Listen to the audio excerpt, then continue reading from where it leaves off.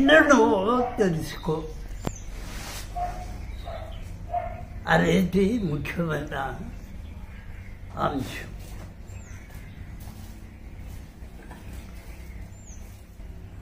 ఏ విధంగా తెలుసుకోవాలి?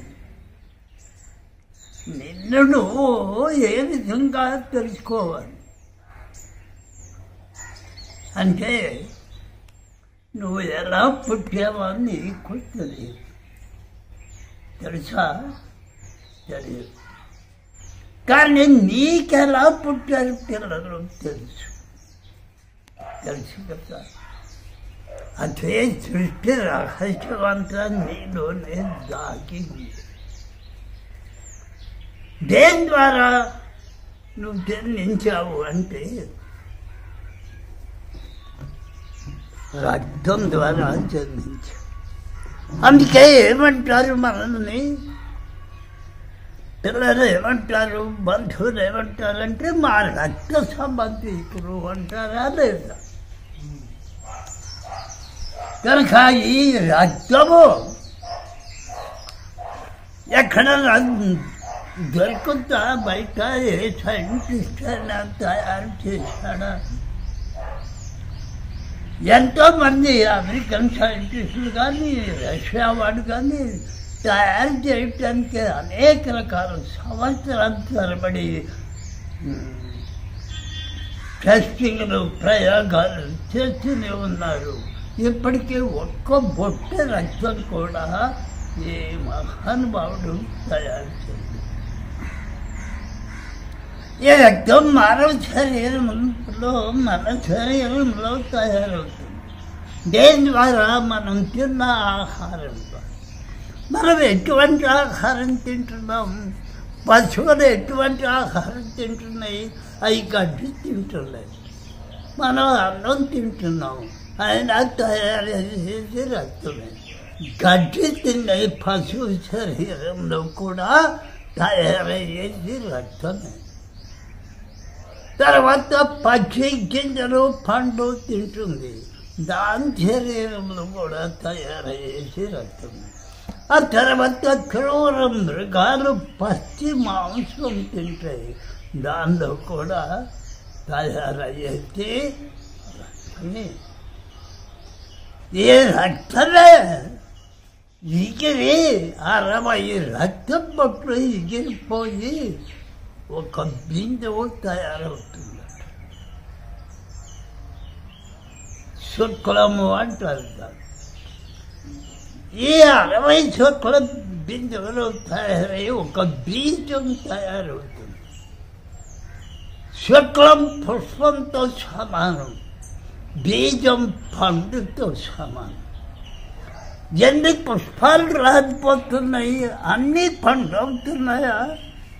కనుకనే అదేవిధంగా మన శరీరంలో స్త్రీ పురుషుల కలయిక సమయంలో ఎన్ని బిందువులు రాలిపోతున్నాయో దక్కేది. ఇవి రాలిపోయినాయి పోగా ఒకే ఒక బిందువు మిగులుతుంది. ఆ బిందువే బీజమై స్త్రీ గర్భంలో ప్రవేశింపచేయబడి అక్కడ పిండం అండమై, అండం పిండమై, పిండమే రూపం ధరించి బయటకు వస్తుంది. కనుక ఈ శరీరం దేని ద్వారా తయారైంది? రక్తం ద్వారా. రక్తంలో ఏముంది? జిగురు, ద్రవం, పదార్థము రెండు కలిసి ఉన్నాయి. ఎవరి రక్తమైనా బయటికి రాగానే అంటుకొని చూడండి, వేడిగా ఉంటుంది. చల్లబడిపోతే రక్తం గడ్డకట్టు, దాని లక్షణం అది. కనుక సృష్టి ఆది యొక్క లక్షణం ఏంటి అంటే తేజస్సు, ప్రకాశం, బిందురూపం, జలరూపం, వ్యాపక శక్తి కలిగి ఉన్నది. ఇవన్నీ మిళితమైన ఒక్క బిందువు వెలువడుతుంది అవ్యక్తం నుండి. అవ్యక్తం అంటే పరమాత్మ తెలియబడ్డాడు. తెలియపడ్డాడు అని చెప్పారు కానీ అసలు దేవుడు అని ఎవరు చెప్పదు. ఆయన గురించి ఏ విధంగానూ తెలుసుకోలేము అని అనేక శాస్త్రాలు వేదాలు ఘోషిస్తున్నాయి. కానీ ఉన్నాడు. ఆ ఉన్నదాన్ని రకరకాల రూపాలు మార్చుకుంటూ సృష్టి అయింది. ఈ విధంగా సృష్టి ఇప్పటికే వ్యాపిస్తూనే ఉంది. అందుకు మనకి నిదర్శనం ఏంటి అంటే స్వాతంత్ర్యం వచ్చిన 1948 సంవత్సరం నాటికే 40 కోట్ల జనాభా భారతదేశం. ఇప్పుడు 110 కోట్ల జనాభా. పెరిగిందా లేదా? సృష్టి వ్యాపించిందా లేదా? గృహాలు వ్యాపించింది, జనాభా వ్యాపించారు, రకరకాలుగా వ్యాప్తి చెందుతూనే ఉంది. ఇదే సృష్టి రహస్యం. పోనీ శరీరం పనిచేసే విధానం ఏంటి ఒక్కసారి చూద్దాం. శరీర భాగాలు ఎన్ని ఉన్నాయి మనకు? అనేకమైన భాగాలు ఉన్నాయి. ఒక్కొక్క భాగం ఒక్కొక్క రకంగా పనిచేస్తుంది. దాన్ని బాహ్య శరీరమని, సూక్ష్మ శరీరమని, కారణ శరీరమని పేర్లతో విభజించి తెలియజేశారు ఉపనిషత్తులు. అందులో జాగ్రత్త మహామునీశ్వరుడు వారు నాడీ మండలాన్ని గురించి విశేషంగా ఆయన పరిశోధించారు. ఆ నాడుల గురించి తెలియజేస్తాను. జనండి చూసుకోండి. యాజ్ఞవల్క్య ఈ నాడీ మండలాన్ని వీటన్నిటికీ మించిన 3 నాడులు మన శరీరంలో ప్రధానంగా ఉన్నాయి. ఈ 3 నాడుల్లో ఒకటి సూర్యనాడి, రెండవది చంద్రనాడి, మూడవది సుషుమ్నా నాడి. ఈ 3 నాడులే ప్రధానమైనది. మన జీవితాన్ని, శరీరాన్ని కూడా నడిపిస్తూ ఉన్నాయి. మొత్తం 14 నాడులు ముఖ్యమైనవి ఉన్నాయి. శరీరం మొత్తంలో 72,200 నాడులు ఉన్నాయని మహర్షులు తెలియజేసి ఉన్నారు. వీటిల్లో ప్రధానమైన నాడుల పేర్లు చెప్తాను. ఒకటి నాడి, ఎడమ ముక్కు ద్వారా నడుస్తుంది. పింగళ నాడి కుడి ముక్కు ద్వారా నడుస్తుంది. సుషుమ్నా నాడి వెన్నుపూస ద్వారా నడుస్తుంది. సరస్వతి నాడి నాలుక చివరన ఉంటుంది. వారిని నాడి శరీరం అంతా వ్యాపించి ఉంటుంది. తర్వాత పూష నాడి కుడి కన్నుకి కనెక్టివిటీ అయి ఉంటుంది. అత్యధిక కుడి బట్టలు వేలు వరకు ఉంటుంది. ఇవన్నీ ఎక్కడి నుంచి ఉండనివి ఉన్నాయి అంటే కందమూలన నుంచి ఉన్నాయి. మొదటి పింగళ సుషుమ్నా నాడులేమో మూలాధారంలో ప్రారంభమై ఆజ్ఞా చక్రంలో కలుస్తాయి. ఆజ్ఞా చక్రాన్ని త్రివేణి సంగమము అని కూడా పేరు పెట్టారు. తర్వాత యశస్విని ఎడమ బొట్టని వేలు వరకు ఉంటుంది. తర్వాత విశ్వాసని మధ్య జీర్ణ కోశములందు ఉంటుంది. తర్వాత కుహో నాడి జనరేషనాలు అంటే మర్మాంగం వరకు ఉంటుంది. అది కదిలితేనే మర్మాంగం కదులుతుంది, లేకపోతే లేదు. శంకరీ నాడి ఎడమ చెవి వరకు ఉంటుంది. తపస్విని నాడి కుడి చెవి వరకు ఉంటుంది. అరంభుష నాడి మర్మాంగం లోపల గర్భకోశం ఉంటుంది స్త్రీలకు, అక్కడ ఉంటుంది. గాంధారి ఎడమ కన్ను వరకు ఉంటుంది. అయితే ఈ నాడీ మండలం ఏ విధంగా పనిచేస్తుంది అంటే మనకి 5 ప్రధానమైనటువంటి విషయాలు ఉన్నాయి. ఆ 5టిని ప్రపంచము అని పేరు పెట్టారు. ఆ విషయాలను గ్రహించే కేంద్రాలు, కిరణాలు మన శరీరంలో ఉన్నాయి. వాటిని తన్మాత్రలు అని పేరు పెట్టారు. ఏవేంటి అంటే శబ్దము, స్పర్శ, రూపము, రసము, గంధము అని వాటికి పేరు. శబ్దము ఈ తన్మాత్రల ద్వారా పంచ భూతాలు వ్యక్తమైనవి. పంచభూతాలకి తన్మాత్రలకి దగ్గర సంబంధం ఉంది. పంచభూతాల కదలిక వల్ల, వాటి యొక్క కిరణాల ప్రభావం వల్ల ఎలాంటివి కలుగుతాయి అంటే ఆకాశం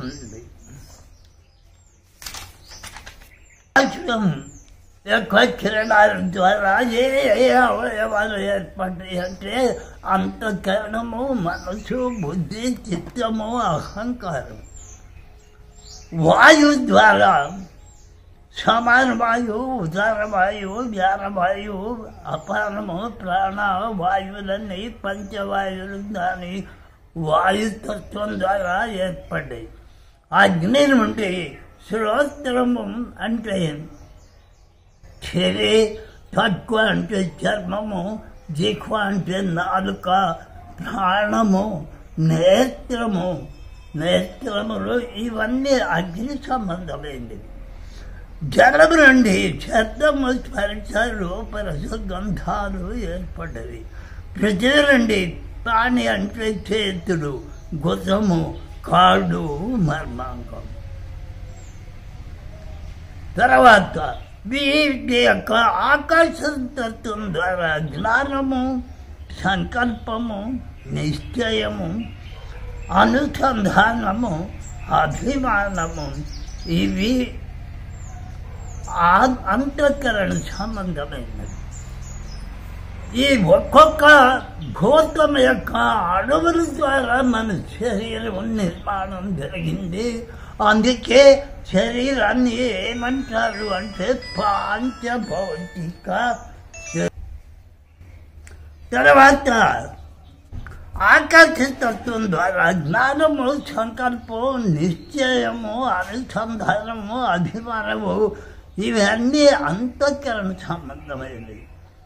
తర్వాత వాయువర్ణ సమీకరణములు, నేత్రములు మోయటం, తెరవటం, పట్టుకొనటం, మెరటం, ఉచ్ఛ్వాసం, నిశ్వాసం మరియు ప్రాణాది విషయాలన్నీ వాయుతత్వానికి సంబంధించినవి. అగ్ని జలానికి రెండింటికి సంబంధించినవి. శబ్ద, స్పర్శ, రూపరస, గంధాలు మరియు జ్ఞానేంద్రియములు కూడా ఇవి అన్నిటిను ఆశ్రయించి ఉంటాయి. పృథివీ గుండ్రంగా తిరుగుతా అమలము, విసర్జనము, ఆనందం మరియు కర్యేంద్రియులు, మనసు, బుద్ధి, చిత్తము, అహంకారము ఇవి కూడా అంతర్భూతములై ఉన్నది. తన్మాత్రములు అవకాశము, ఎదిరించుట, దర్శించుట, ధారించుట, సూక్ష్మతమము. ఈ క్షణాలన్నీ మన శరీరంలో ఉన్నాయి. వీటిని తెలుసుకుంటే మన శరీర లక్షణాలు చక్కగా అర్థమవుతాయి. ఇక్కడ ఏ విధంగా తెలుసుకోవాలి అంటే నాడీ మండలం పనిచేసే విధానం ముందు తెలుసుకోవటం చాలా ముఖ్యం. సూర్యనాడి, చంద్రనాడి, సుషుమ్న నాడి అని చెప్పబడుతుంది కదా. ఈ నాడులు ఏ విధంగా మన శరీరంలో ప్రవేశిస్తున్నాయి అంటే అందరూ అనుకోవటం ఏముంది, ప్రాణవాయువు వస్తుంది పోతుంది, ఆ ప్రాణవాయువు పోతుంది అనుకుంటారు. కానీ ఈ వాయువుతో పాటు అణువులు కూడా వస్తున్నాయి. ఏ అణువులు అంటే శక్తివంతమైన అణువులు. ఆ శక్తివంతమైన అణువుల వల్లనే మనం ఎక్కువగా జీవించగలుగుతున్నాం. ఆహారం తిన్నా తినకపోయినా, నెల రోజులు ఉపవాసాలున్నా పస్తులున్నా జీవిస్తాం. దానికి మూల కారణం ఏంటంటే జీవోత్పత్తి చేసేది ఎవరు? పంచభూత సంబంధమైన అణువులే. పంచభూత సంబంధమైన అణువుల ద్వారానే శరీరంలోని రకరకాల అవయవాలు నిర్మాణం జరిగింది. కనుక మన పిల్లల్ని మనమే పోషించుకున్నట్లుగానే వాటికి ఆ పంచభూతాలకు సంబంధించిన అవయవాన్ని, ఆ శరీరాన్ని అవే పోషించుకుంటున్నాయి. మనం కేవలం నిమిత్తం మాత్రమే మనం సమకూర్చుకున్న ఆహార పదార్థాలన్నీ కూడా పంచభూతాలు ఇమిడి ఉంటాయి. కనుక ఇప్పుడు ఈ నాడీ మండల పనిచేసే వ్యవస్థల గురించి తెలియజేస్తాను, శ్రద్ధగా వినండి. ప్రతి నెల శుక్ల పాడ్యమి మొదలుకొని 3 రోజులు అంటే పాడ్యమి, విజయ, తదియ, ఈ 3 రోజులు చంద్ర నాడి నుండి శ్వాసక్రియ ప్రారంభమవుతుంది. ఇప్పుడు నేను నీకు వివరించారు. 2 గంటలకు ఒకసారి నాడి మారుతుంది. ఎప్పటి నుంచి? సూర్యోదయం నుంచి చూసుకోవాలి. సూర్యోదయ కాలం పంచాంగంలో ఏ రోజు కావాలోకి ఎన్ని గంటల ఎన్ని నిమిషాలకి సూర్యోదయం అవుతుంది వ్రాయబడి ఉన్నది. 2 గంటల తర్వాత నాడి మార్పు చెందుతుంది. కావాలంటే ఇప్పుడు చూసుకోండి. ఏ నాడి నడుస్తుంది?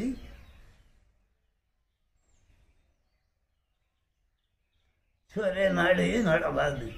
కుడిముఖతో గాలి రావాలి, బయటికి వస్తుందా లేదా? ఈ లెక్కని మీరు గుర్తించగలిగితే థెరపీ యోగా గురువులు చక్కగా రోగాన్ని నయం చేయగలుగుతారు. అందుకోసం చెప్తున్నా, ఇది థెరపీ యోగా గురువులకు చాలా ఉపయోగకరమైన సత్యం. మళ్ళీ 2 గంటల తర్వాత ఈ నాడి మారుతుంది, చంద్రనాడి నడుస్తుంది. 2 గంటల తర్వాత మళ్ళీ సూర్యనాడి నడుస్తుంది. ఈ విధంగా 24 గంటలు, ప్రతి 2 గంటలకు ఒకసారి నాడి మార్పు జరుగుతుంది. ఎప్పుడు మనసు ప్రశాంతంగా ఉంటే అప్పుడు 2 ముక్కుల ద్వారా ఒకేసారి శ్వాస జరుగుద్ది. అదే సుషుమ్నా నాడి. సుషుమ్నా నాడి నడుస్తున్నప్పుడు మనం ఏమి ఆలోచించినా, ఏ ప్రయత్నం ప్రారంభించినా జయప్రదం. అదే చంద్రనాడి నడిస్తే ఆలస్యం, అందం ఆలస్యంగా పనిచేస్తుంది. సూర్యనాడి నడిస్తే సరిగా ఆలోచించం, ఉద్రేకం, తొందర, ఆవేశం, ఆందోళన ఈ స్వభావం ఉండి పని ప్రారంభిస్తే కొంత చేస్తాం, మిగతానికి గోవింద సత్ఫలితాన్ని ఇవ్వచాలి. కనుక ఏ సిద్ధాంతాన్ని మీరు గుర్తించి నడుచుకోగలిగితే జీవితమే 3 పువ్వులు 6 కాయల్లాగా జయప్రదంగా నడుస్తుంది. అయితే ఇంకా విశేషమైన విభజన ఉంది. ఈ 2 గంటల్లో 5 భూతాలు వాటికి సంబంధించినటువంటి శాతం ప్రకారమే అణువుల లోపలికి ప్రవేశిస్తాయి. ఎలాగంటే సూర్యజన్మ మొదలుకున్నప్పుడు ఆకాశతత్వం 24 నిమిషాలు నడుస్తుంది.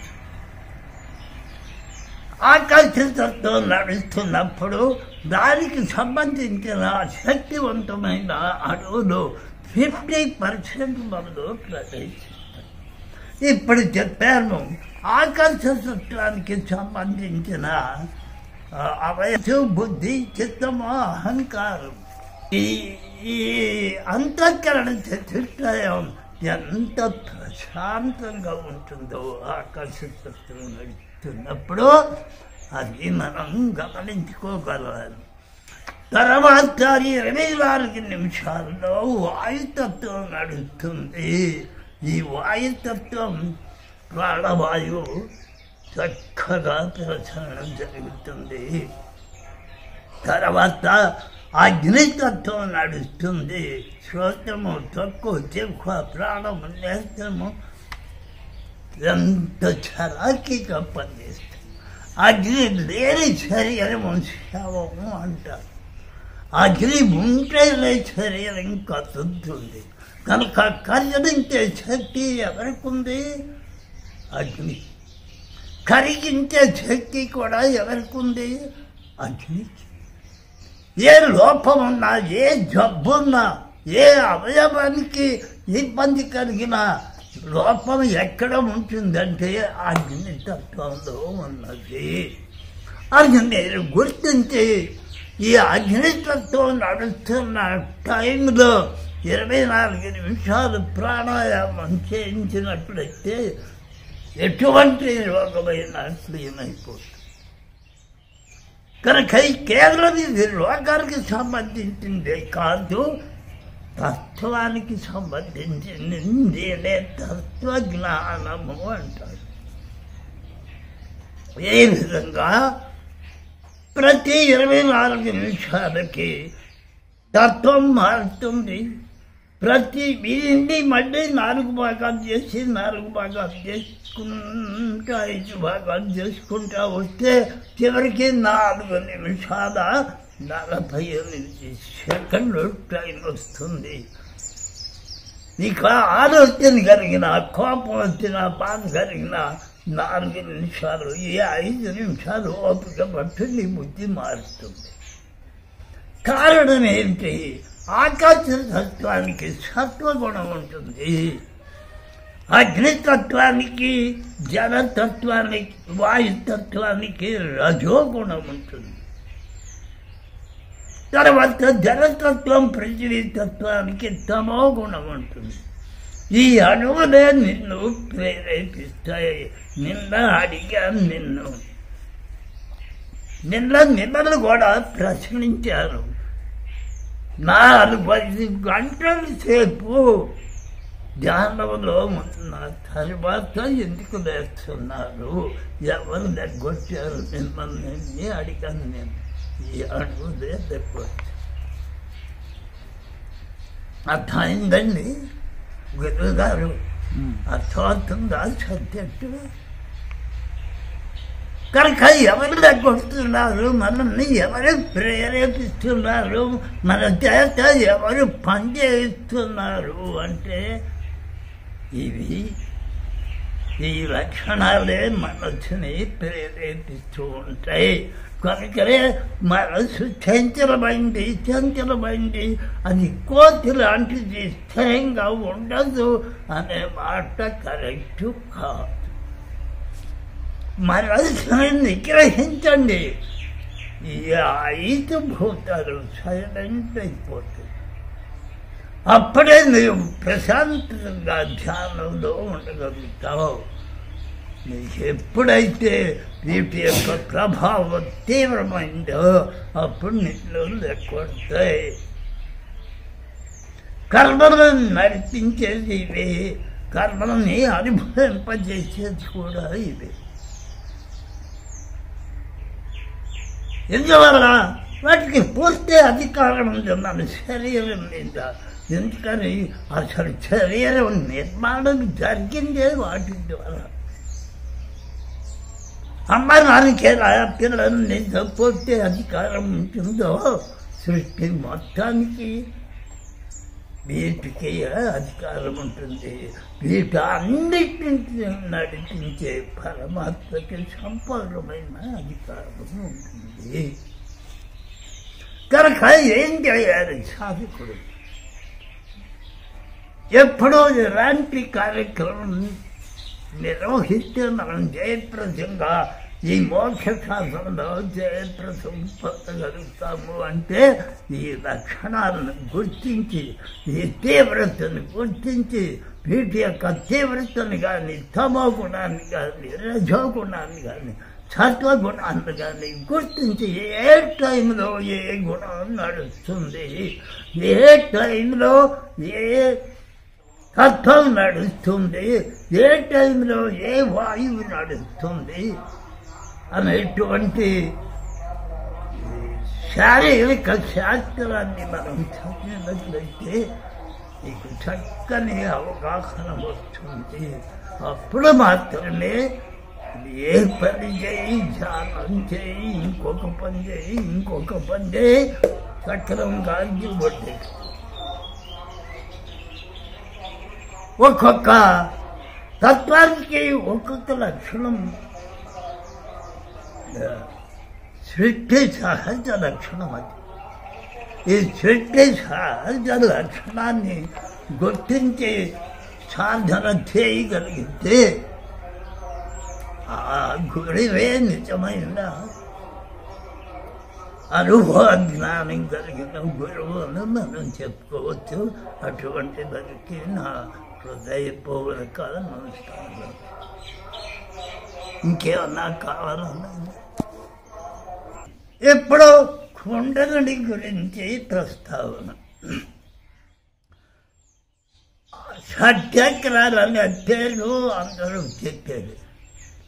6 చక్రాలు, 3 గ్రంథులు, 9 శ్రీచక్రం అని పేరు పెట్టారు. 9 ఈ 3 గ్రంథముల గురించి ఉపనిషత్తులు ఘోషిస్తున్నాయి. 6 చక్రాల గురించి ఘోషిస్తున్నాయి. 7వ చక్రం సహస్రాన్ని ఈ లెక్కలో కనపడుతున్నారు.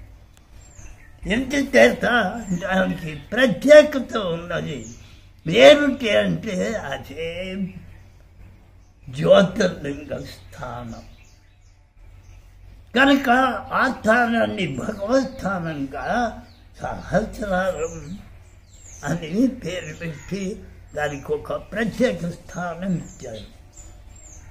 ఈ 6 చక్రాలకు మించిన చక్రం ఇంకోటి ఉంది, దాని పేరే కుండలిని. ఈ 6 చక్రాలు ఎప్పుడు ఈ విధంగా గడియారంలో ముళ్ళు చక్రాలు కసిలి పైన ఉన్న సెకండ్ ముళ్ళు, నిమిషాల ముందు, గంటల ముందు నేను తిప్పినట్టుగానే ఇప్పుడు చెప్పిన ఈ 14 నాడులను ప్రేరేపిస్తూ కదిలిస్తూ వాటికి సంబంధించినటువంటి ఆహారాన్ని, శక్తిని, అణువుని ఏ అవయవానికి ఏ నాడి ద్వారా ప్రసారం చేయదో ఆ నాడీ మండలాన్ని నడిపించేదే కందమూలం. ఈ 14 నాడులన్నీ కందమూలానికి సంబంధించుంటుంది. అది ఎప్పుడు గడియారంలో పడచక్రం తిరిగినట్లుగా కదులుతూ ఉంటుంది. ఈ నాడుని ద్వారా ఈ అణువుని, పంచభూత సంబంధమైన అణువుని ఈ అవయవానికి పంపిణీ చేసి వాటిని కాపాడుతూ ఉంటుంది.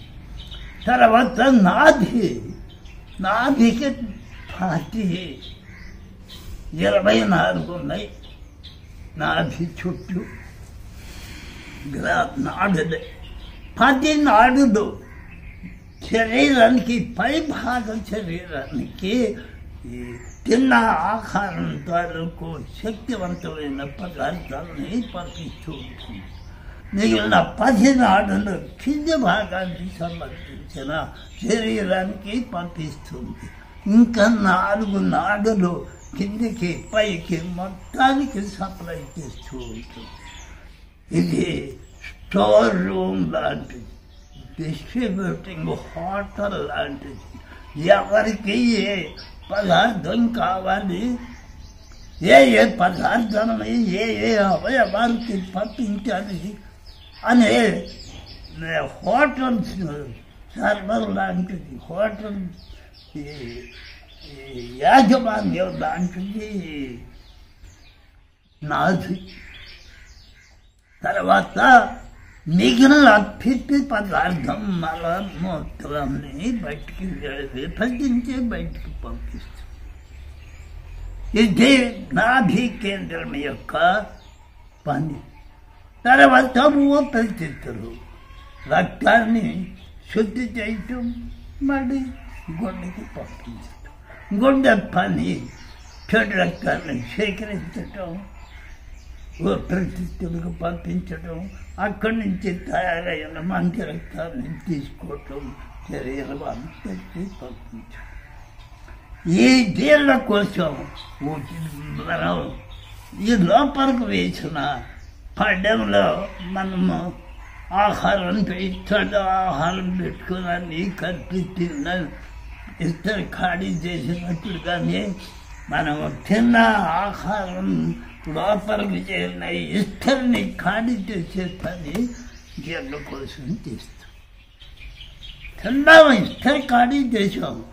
మరి ఆ ఇస్తట్లో ఉన్న పదార్థం ఈ లోపలికి పంపించాం కదా, ఇక్కడి నుంచి మరి ఎవరి ఖాళీ చేస్తున్నారు. ఖాళీ అయితే కదా మళ్ళీ తినాలనిపిస్తుంది. కనుక ఈ పంచభూతాలు అగ్ని, జలము, వాయువు ఈ 3 పని ఇది. ఏం పని చేస్తే అది తిన్న ఆహారాన్ని కొట్టి బాగా మెత్తగా పేస్ట్ లాగా తయారు చేసి మనం తాగిన నీళ్లు కలిపి జ్యూస్ లాగా తయారు చేసి ప్రేగుల్లో నడిపిస్తాయి.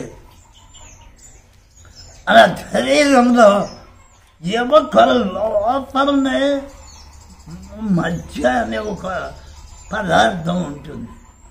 ఆ పదార్థంలోనే రక్తం తయారయ్యే లక్షణం ఉంది. రక్తం ఎముకల్లో తయారవుతుంది.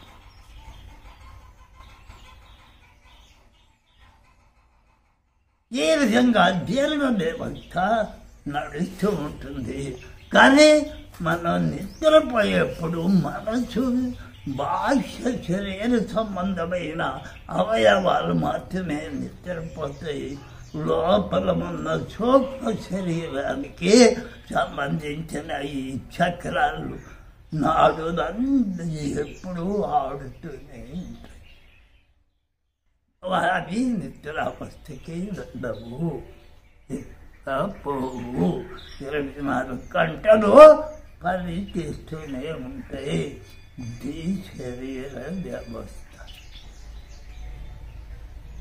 కనుక శరీరంలో ఏ అవయవానికి అనారోగ్యం ఏర్పడింది గుర్తిస్తే ఈ అవయవానికి సంబంధించి ఏ భౌత సంబంధమైంది ఈ అవయవం, ఆ భౌత సంబంధమైన అణువులు ఏ టైంలో నడుస్తాయి, ఈ క్యాలిక్యులేషన్ అంతా మీరు కరెక్ట్గా గుర్తించగలిగితే ఈ రోగాన్ని సులభంగా నయం చేయవచ్చు. మీ ఆరోగ్యం సంపూర్ణంగా ఉన్నప్పుడు మాత్రమే మీకు ధ్యానం కుదురుతుంది. ధ్యానం కూడా నిన్న చెప్పాను, వ్యాకరణ పద్ధతిలో ఉంటుంది ధ్యాన ప్రక్రియ. పాణిని మహర్షి ఏం చెప్పాడు, ఒక పని సక్రమంగా నెరవేరాలి అంటే కర్త, కర్మ, క్రియ, తర్వాత విశేషణము అనే ఒక 4 స్టెప్పులుగా సూచించాడు. అదే పద్ధతిగా ధ్యాత, శక్తి, ధ్యానము, ధ్యేయము ఈ 4 పద్ధతులుగా ధ్యానం నడుపుకోగలిగితేనే సత్ఫలితం ఇస్తుంది ధ్యానం వల్ల.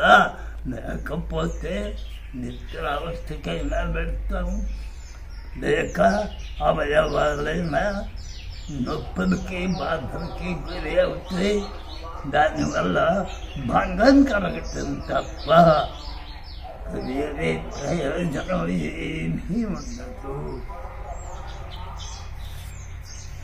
అందుకొరకు ముందు శరీర వ్యవస్థని బాగు చేయటానికి బాహ్య శరీర వ్యవస్థని, అంతర్గత శరీర వ్యవస్థని బాగు చేయటానికి యోగా సాధన అనుభవజ్ఞులైన మహర్షులు రూపకల్పన చేశారు. దాన్ని మనం సద్వినియోగపరుచుకుంటే జన్మ రాహిత్యం చాలా సులభం. తర్వాత దైవీ నావ అనేటువంటి ఒక మార్గం ఉన్నది, ఒక పడవ, ఒక నావ. సంసారమే మహాసముద్రంలో అందులో మునిగిపోయి ఎదులేక సంసారాన్ని ఎదులేక అలసిపోయే జీవితాలు ముగిసిపోతున్నాయి అని చెప్తూ ఉంటారు. దేవుడు అనేటువంటి ఒక పాత్రే ఒక పడవ లాంటిది. ఆ దేవుడు అనే మార్గాన్ని మనం పట్టుకొని ఆ మార్గంలో ప్రయాణం చేస్తే ఎంత సముద్రాన్నైనా పడవలో ఎక్కి సునాయాసంగా దాటిపోయినట్లుగా దాటిపోగలుగుతావు అని మహర్షులు ఉపనిషత్తులు ఘోషిస్తున్నాయి. కనుక ఏ మార్గం మనకి క్షేమం? ప్రపంచ మార్గమా, పరమాత్మ మార్గమా? 2 మార్గాలు ఉన్నాయి. ఇక్కడ ఈ మధ్యలో నిలబడు.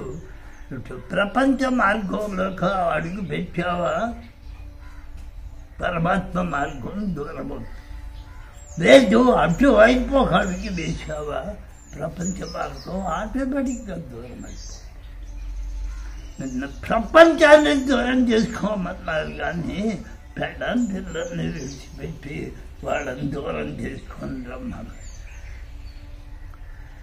భార్య పిల్లలతోనే మహర్షులు సిద్ధ పురుషులైనారు. మహర్షులు భార్య కూడా నక్షత్ర మండలంలో ఉండవు. అరుంధతి నక్షత్రం అదిగో నమస్కారం చేస్తాం. వాడు భార్య పిల్లలతోనే మనవడు ముందు మనవడు కూడా ఉన్నారు. వారికి యాజ్ఞవల్క మహామంది గారికి 2 ముగ్గురు పెళ్ళాదు. అలాగే ప్రతి మహర్షికి కూడా భార్య ఉంది, పిల్లలున్నారు, సంసారాలున్నాయి. సంసారం విడిచిపెట్టుకోమని ఏ బుద్ధిమంతుడు చెప్పడు. అయితే దాన్ని జయించే మార్గమే బోధిస్తారు. భవిష్యత్తు అనే పదానికి అర్థం ఏంటనుకుంటున్నారు? ఏమిటి భవిష్యత్తు అంటే? నువ్వు ఏది కోరుకుంటున్నావు అక్కడికి చేరటం నీ భవిష్యత్తు. ఒకడు ఉద్యోగం చేయాలని కోరుకున్నాడు, దానికి సంబంధించిన డిగ్రీతో చదువుతున్నాడు, నాలుగు చిత్రపడి ఉద్యోగం తెచ్చుకున్నాడు. అది వాడి భవిష్యత్తు.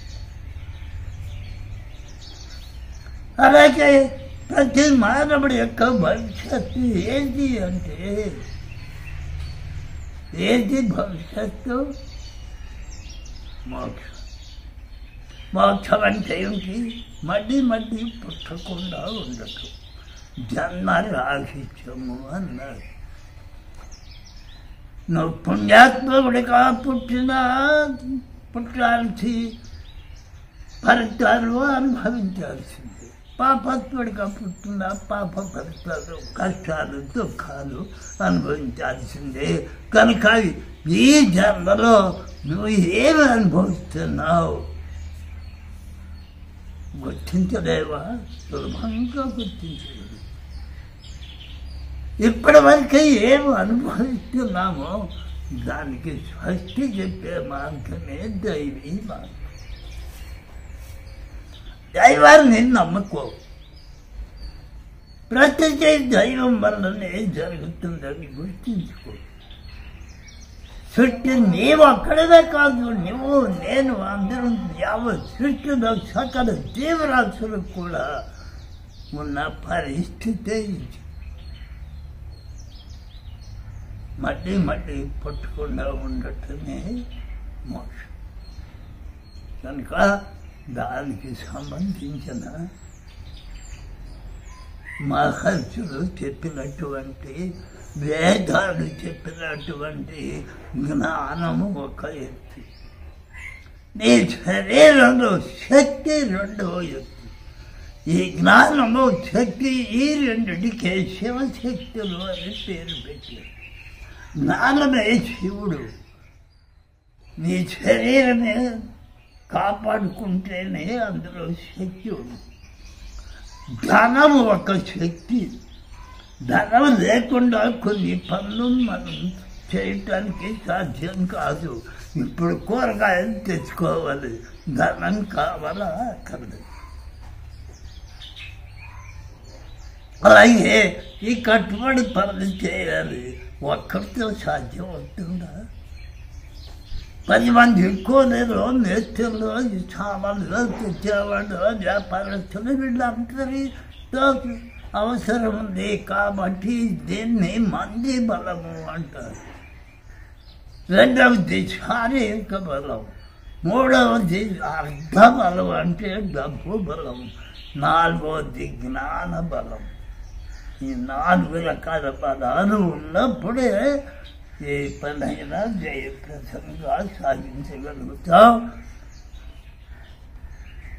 ఇదే వ్యాకరణంలో కూడా పాణిని మహర్షులు వారు తదితర వ్యాకరణ గ్రంథకర్తలు ఎందరో చెప్పి ఉన్నారు. 4 పద్ధతులుగా నీవు ప్రయత్నం చేస్తేనే నువ్వు సాధించగలుగుతావు. అంతేగాని ఏదో మనవుడికి ఒక్కరోజు ఉంటాను నాకు యోగా నేర్పించన్నట్టుగా ఉన్నారు ఇప్పటి యోగ సంస్కృతులు. ఈ యోగా చరిత్ర తెలుసుకోవటానికే జీవితాలు చాలు. చెప్పే మహానుభావులు మనకు అందుబాటులో లేకుండా వెళ్ళిపోయారు. ఇంకా ఎవరైనా అడుగు ఉంటే ఏ హిమాలయాల్లోనో ఏ గుహల్లోనో ఉండిపోయారు. ఇప్పుడు చెప్పేవాళ్ళంతా అలాగే మిడిమిడి నాననే. నేను ఎల్కేజీని, నేను ఎప్పుడూ గ్రంథాలు చదువుతూనే ఉంటాను, నోట్స్ రాసుకుంటూనే ఉంటాను, జ్ఞాపకం పెట్టుకుంటూనే ఉంటాను. గ్రంథాలు పక్కన పెట్టి శరీరాన్ని చదువు. నీ శరీరాన్ని నువ్వు చదవటం నేర్చుకో, ధన్యుడు. ఈ శరీరమే గొప్ప దేవాలయం, దేహో దేవాలయ ప్రతః అని చెప్తున్నారు మహాత్ములు. నీ దేహం ద్వారానే నువ్వు మోక్ష మార్గం తెలుసుకుంటావు. దేహంలోనే దేవుడు ఉన్నాడు. నీకు మోక్షం సిద్ధిని కలిగించే శక్తులన్నీ నీ దేహంలోనే ఉన్నాయి. కనుకనే దేహాన్ని గురించి చదువుకో, దేహాన్ని గురించి తెలుసుకో. అదే రమణ మహర్షులు వారు చెప్పారు, ముందు నిన్ను నువ్వు తెలుసుకో. ఆయన నేనెవరిని అని తెలుసుకోవటానికి ఆయనకి 12 సంవత్సరాలు పట్టింది. నాకు 24 సంవత్సరాలు పట్టింది.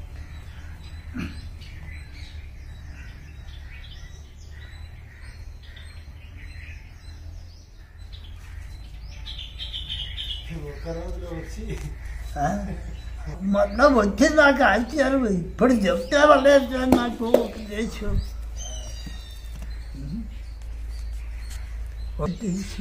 అనుకుంటాను. నేను అదే చెప్తాను నాయన, నాకు జేబు లేదు, చొక్కా లేదు, నాకు జేబు నుంచి అంత తొందరగా నీకు తీసుకోవట్లేదు, నా దగ్గర వేసుకోమని. మోక్షం అంటే జేబులో పెట్టుకోని తిరిగేది ఒక వస్తువు అనుకుంటారు సార్. అంతే.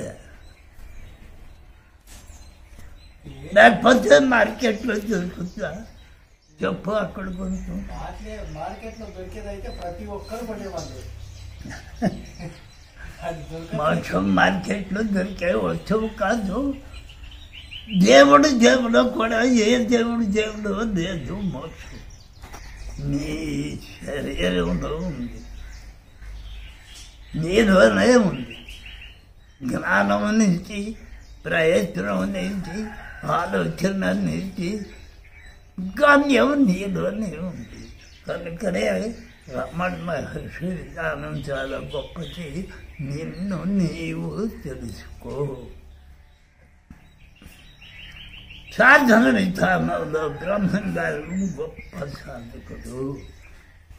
ఆయన్ని దృష్టిలో పెట్టుకో, సమాధిలో ఉండు. ఇప్పటికే 500 సంవత్సరాలు కావస్తుంది బ్రహ్మం గారి సమాధికి వెళ్ళి.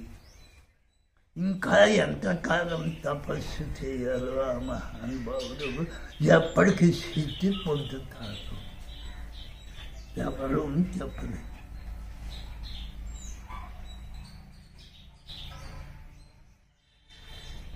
భూత భవిష్యత్తు వర్తమానం రాసిన ఆయనకి అంత కాలజ్ఞానంలో రాసిన అంత గొప్ప జ్ఞానికే సమాధి అభ్యాసం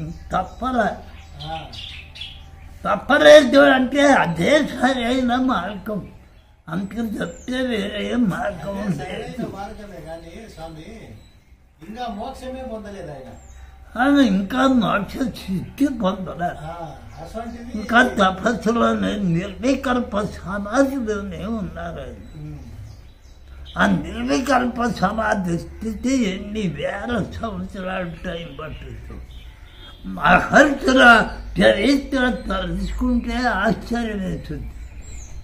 ఎందుకని కృతయుగంలో ఉన్న హరిశ్చంద్ర చరిత్రలో వశిష్ఠుడు ఉన్నాడు, విశ్వామిత్రుడు ఉన్నాడు.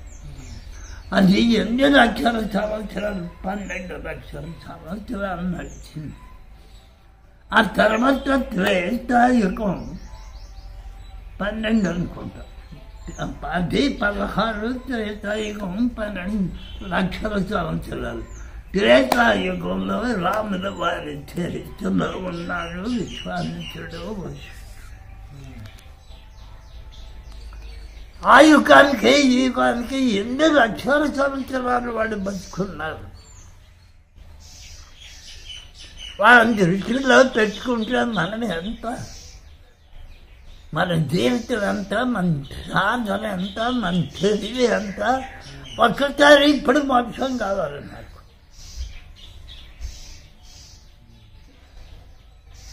వాడు అన్ని లక్షల సంవత్సరాలు జీవించి కూడా తపస్సు చేసి చేసి చేసి ఈ మోక్షానికే తొందర పడలేదు.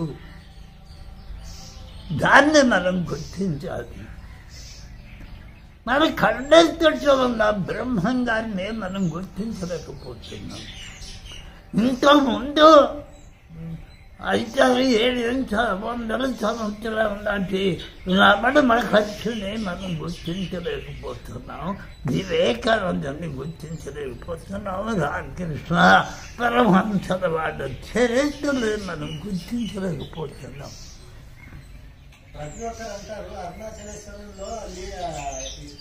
కుటుంబంలో కష్టాలు పాలైన వాడు, అప్పులు పాలైన వాడు, ఆ ధరల వాటిలో పాలైన వాడు చివరికి చిక్కి కుంగి కుచించి నశించే టైంలో వచ్చి నాకు మోక్షం చెప్పు. అటువంటి వాళ్ళకే ఇప్పుడు మోక్షం కావాలి. ఎందుకు మోక్షం అంటే వాడి ఉద్దేశం ఏంటి? ఈ కష్టాలన్నీ పోవాలి. మళ్ళీ నేను ఇంకా జవాన్గా తయారు కావాలి, ఆరోగ్యవంతుడిగా తయారు కావాలి, ఇంకొక 50 లక్షలు 50 కోట్లు సంపాదించాలి. మూటగా ఏ రంగం ఉండకూడదు, డబ్బు సంపాదించాలి అంతే.